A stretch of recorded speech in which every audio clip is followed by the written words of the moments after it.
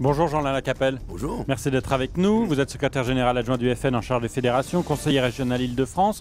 Je vous ai vu sur les images de télé danser le rock avec Marine Le Pen hier soir. Comment va-t-elle?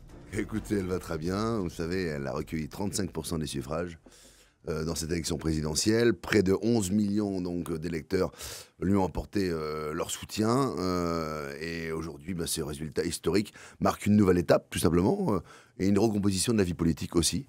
Et le clivage que nous avions défini, qui était les patriotes d'un côté, de l'autre côté, les gens qui souhaitent l'ultramondialisme, poursuivre et être dans la continuité de l'ultramondialisme. Ce clivage vient de se dessiner et il faudra qu'en effet le nouveau président de la République en tienne compte. C'est apparemment ce qu'il a dit déjà un peu hier soir, et notamment qu'il allait s'adresser aux électeurs du Front National. Mais revenons sur cette élection et ce second tour. À partir de quand, Jean-Alain Lacapelle, avez-vous su que c'était perdu ? Écoutez, à partir d'hier soir, 20h. Pas avant. Écoutez, vous savez, ensuite... Sans langue de bois. Marine Le Pen était dans une dynamique, on l'a vu entre ces deux tours. Elle gagnait des points dans les sondages, progressivement.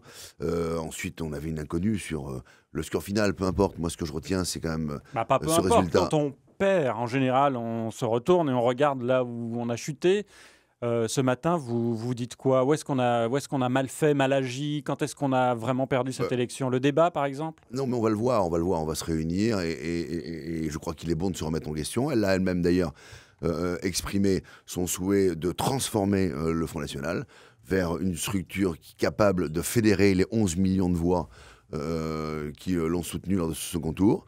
Vous allez faire comme l'UMP, les Républicains et les partis que vous avez dénoncés? Vous allez changer la façade et vous allez changer l'enseigne? Non. Et changer de nom? Non, je crois qu'en revanche, il est bon de créer une rupture, il est bon de donner un second souffle s'il le faut, il est bon de se remettre en question sur un certain nombre de points de développement ou sur des lacunes qu'on a pu avoir. Peu importe, on aura l'humilité. Non, pas peu importe. Non, mais si vous voulez progresser, il faut savoir ce qui vous a fait chuter. Non, mais la progression, elle est continue. Depuis que Marine Le Pen est présidente. J'ai l'impression que vous fermez les yeux, vous ne voulez pas voir. Non, mais bien sûr que non. Marine Le Pen, je crois, a exprimé tout le contraire dans sa déclaration hier. Depuis qu'elle est présidente du Front National. Elle a parlé d'une transformation profonde du Front National. Profonde. Ça veut dire que c'est assez grave. Exactement. Non, tout va bien. Aujourd'hui, Marine Le Pen, elle incarne en fait. Non, sinon il n'y aurait pas une transformation profonde. Le chef profonde. de l'opposition. Aujourd'hui, il y a une chef d'opposition, qui est Marine Le Pen.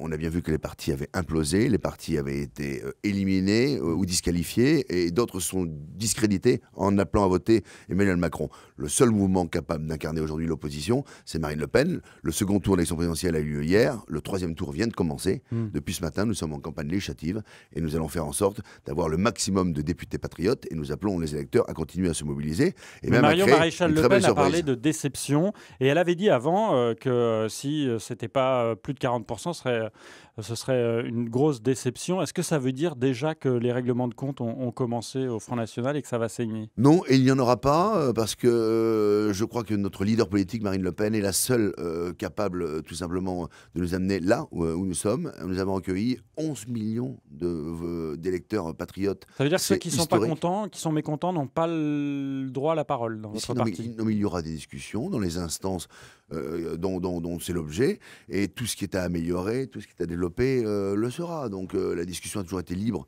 dans nos instances. En revanche, je crois qu'il n'y a aucune remise en question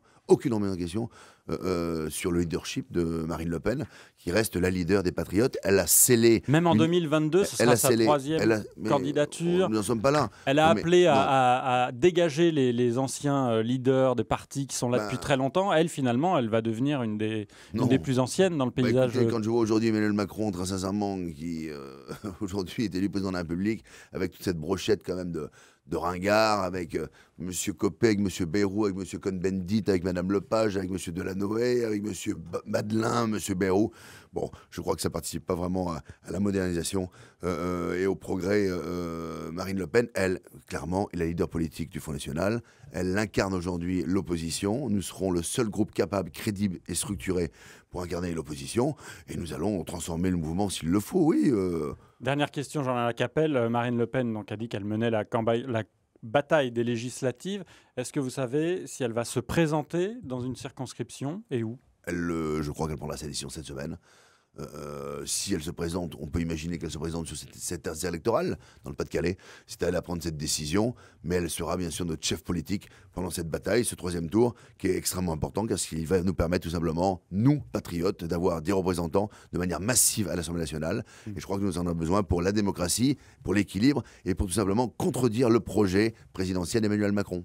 Jean-Lin Lacapelle, secrétaire général adjoint du Front National en charge des fédérations, conseiller régional d'Île-de-France. Merci d'être venu aussitôt ce matin. C'est moi qui vous remercie. Bonne journée. Au revoir.